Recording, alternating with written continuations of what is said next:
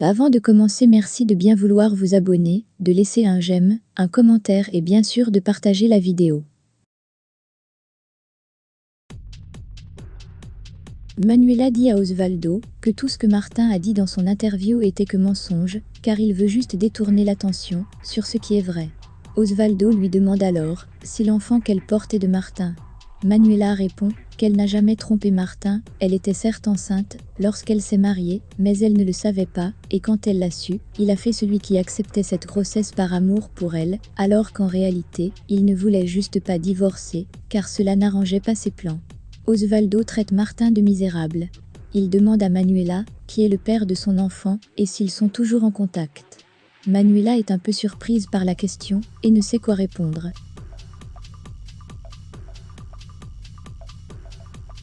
À la prison, Raoul dit à Jimmy qu'il a de la chance d'être encore en vie après les coups qu'il a reçus. Jimmy est d'accord avec lui, il lui dit qu'il a refusé de rester à l'infirmerie, car même là-bas, il n'est pas en sécurité, il préfère être dans sa cellule enfermée. Raoul lui reproche d'avoir fait confiance à Coach. Il lui demande s'il n'a pas trouvé cela bizarre, que subitement il décide à lui parler, alors que depuis le début, il fait tout pour l'éviter. Jimmy lui dit que bien sûr cela l'a surpris, mais il s'est dit qu'il avait du remords. Jimmy lui dit que le plus ironique, c'est que Coach a regretté son geste et finalement, il l'a sauvé.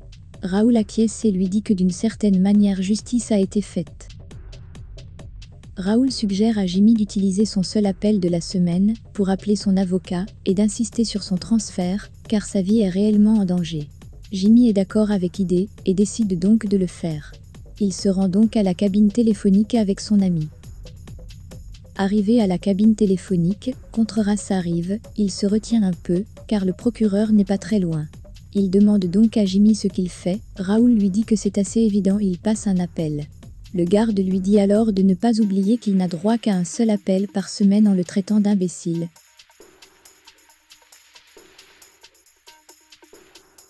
Au bureau d'Osvaldo, Manuela a fait croire à ce dernier qu'elle n'a plus de nouvelles du père de son enfant. Au même moment son téléphone sonne. Un appel venant de la prison, bien évidemment elle l'accepte. Manuela demande à Jimmy si tout va bien, Jimmy lui répond par la négative. Il lui dit qu'il a été piégé. Il explique donc à Manuela comment Coach l'a conduit dans un endroit où d'autres prisonniers sont venus les rejoindre. Jimmy dit à Manuela qu'à la fin, c'est Coach qui l'a sauvé en déclenchant l'alarme de la prison, mais malheureusement il ne pourra plus témoigner contre Martin, car il a été tué. Manuela est sous le choc, mais ne peut pas dire grand-chose, car Osvaldo est présent. Horacio est dans la rue, il passe devant deux jeunes hommes, quand l'un d'eux jette un mégot de cigarette à son passage. Il n'en tient pas rigueur et continue son chemin.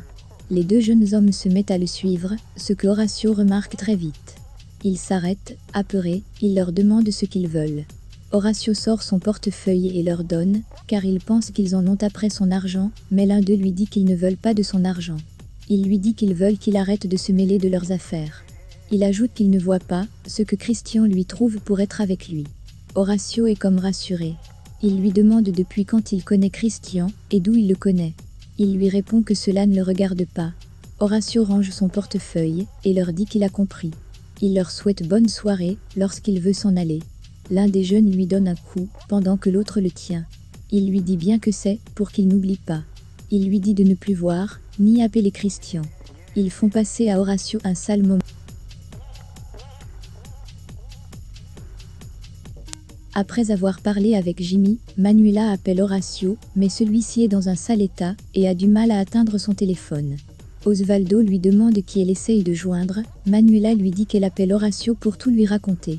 Au bout d'un moment Horacio réussit à décrocher son téléphone, au son de sa voix Manuela, sent que quelque chose ne va pas. Horacio presque en larmes lui dit qu'il a été frappé par deux types. Manuela est sous le choc, elle panique et demande à venir le rejoindre, elle demande où il se trouve. Horacio lui dit de ne pas venir, car il a peur qu'il revienne. Il se tord de douleur, il dit à Manuela qu'il va prendre un taxi pour son appartement. Manuela lui dit qu'il se retrouve là-bas.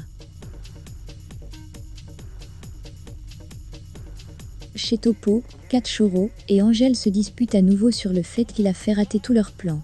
Angel est furieux et le menace même de le conduire à la police pour le meurtre de Gregorio s'il essaie de leur faire un sale coup. À l'appartement de Marina, Cisco fait le compte rendu à Martin de ce qui s'est passé la journée. Il parle de l'alarme à incendie qui s'est déclenchée. Martin lui dit qu'il espère qu'il est resté avec Marina tout le temps. Il lui répond par l'affirmative et lui dit même qu'il peut demander confirmation à Marina. Martin le traite d'imbécile en lui disant que c'est à lui qu'il demande. Marina intervient en disant qu'ils se sont perdus de vue un moment, mais elle est retournée à l'appartement une fois qu'elle s'est rendue compte qu'il n'y avait aucun danger. Martin demande à Cisco de s'en aller et de revenir demain matin à 8 heures précises. Martin lui dit également que la prochaine fois qu'il sentira de l'alcool aux heures de travail, il ne donne pas cher de lui, il le traite d'imbécile comme à son habitude. Cisco s'en va, au même moment Carmelo fait son entrée. Martin dit à Carmelo que son cousin va finir par lui donner des maux de tête. Carmelo dit à Martin qu'il va lui parler. Martin demande à Marina d'aller l'attendre dans la chambre. Lorsqu'il reste seul, Martin demande à Carmelo s'il a réglé son compte à Horacio. Carmelo lui répond par l'affirmative, il raconte à son patron très amusé comment il s'est pris pour le faire. Il lui dit qu'il croit qu'il a compris la leçon. Il ajoute qu'il a même dit à l'un des hommes de se faire passer pour un ex-ami de Christian. Martin est ravi. Entre-temps Marina depuis la chambre entend tout, elle est horrifiée par ce qu'elle entend. Martin dit à Carmelo qu'il ne sait pas pourquoi tous ceux qui travaillent avec lui ne peuvent pas être réactifs comme lui. Il s'en va tout content en souhaitant bonne soirée à Carmelo. Lorsque Carmelo reste seul, il se parle en disant qu'il ne sait pas à quel point il peut être réactif. Il s'en va à son tour. Chez Horacio, Manuela essaie de soigner son ami, qui est vraiment mal au point. Il est vraiment dans un sale état. Horacio dit à Manuela qu'il est sûr que c'est l'œuvre de Martin, mais Manuela ne comprend pas pourquoi il a fait cela. Horacio lui dit que sûrement parce que, lorsque Christian est avec lui, Martin se sent en danger. Manuela lui demande alors d'arrêter de voir Christian. Horacio lui dit de ne pas s'en faire, car la dernière nuit qu'ils ont passée ensemble, il a eu l'impression qu'ils ne se verront plus. Horacio demande à Manuela comment va Jimmy, elle lui répond qu'il est sûrement dans le même état que lui, mais avec moins de gémissements que lui. Il faut dire que Horacio a l'air très douillet.